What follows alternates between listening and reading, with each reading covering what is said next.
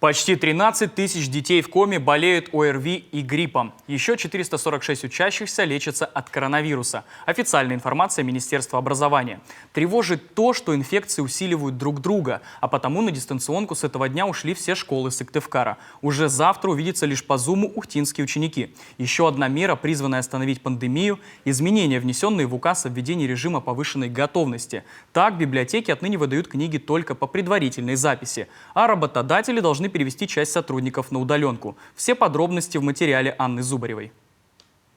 50%. Столько или больше сотрудников работодатели должны перевести на удаленную работу. Медорганизации, оказывающие психиатрическую помощь, переходят на закрытый режим. А библиотеки, архивы, музеи и выставочные залы приостанавливают обслуживание посетителей. Отныне книги выдаются только по предварительной записи. Это изменения, которые внесены в указ о повышенной готовности. Школьники Сыктывкара и Ухты тоже готовятся сидеть дома ближайшую неделю. Учреждения общего и дополнительного образования, спорта этих городов перешли на дистанционку. Запрещены тренировки даже на улице. Для того, чтобы потренироваться на улице, нужно сначала прийти и переодеться в раздевалке.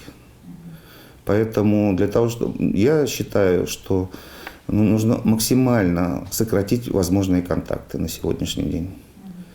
И это абсолютно нормально для того, чтобы предупредить развитие заболевания. Воспитанники детских садов, учащиеся школ, студенты, а также работники образовательных организаций Коми стали больше болеть ОРВИ, гриппом и ковидом. Официальные данные Министерства образования.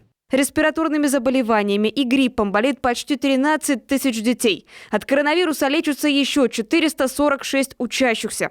Инфекции усиливают друг друга, тревожится Роспотребнадзор. За неделю эпидемический порог по гриппу превышен по Сыктывкару на 62%. Именно у школьников. Нельзя недооценивать инфекции, даже такие вроде нам понятные, как грипп. Потому что когда идет грипп и ковид, то вот такой микс приносит вот такой взрывной подъем заболеваемости у детей. Сейчас ситуация в целом по республике следующая. На дистанционке все школы Сыктывкара. С завтрашнего дня к ним подключается Ухта. Закрыты на карантин детский сад деревни Гам Ижемского района, детские сады сел Усть-Вым и Трусово, что под Усть-Цильмой, а также Воркутинская санаторная школа-интернат номер 1. Еще в 273 отдельных группах или классах введен карантин.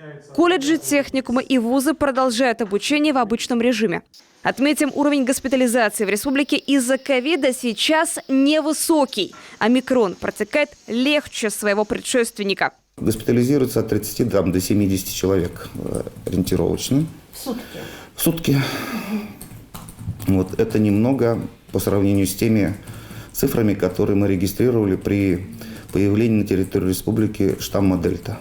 Безусловно, это не повод расслабляться. Эпидемиологи предупреждают: в особой зоне риска городские жители. В больших населенных пунктах есть общественный транспорт, крупные торговые центры. Тесные контакты во времена пандемии совсем не на руку. К слову, исследования на омикрон в республике не проводятся.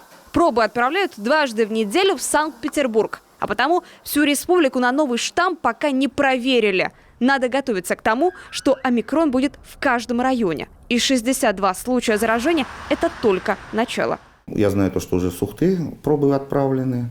Ждем пробы с Воркуты для того, чтобы отправить их на секвенирование. С Усинска, то есть с других муниципальных образований. Я думаю, что будет он везде.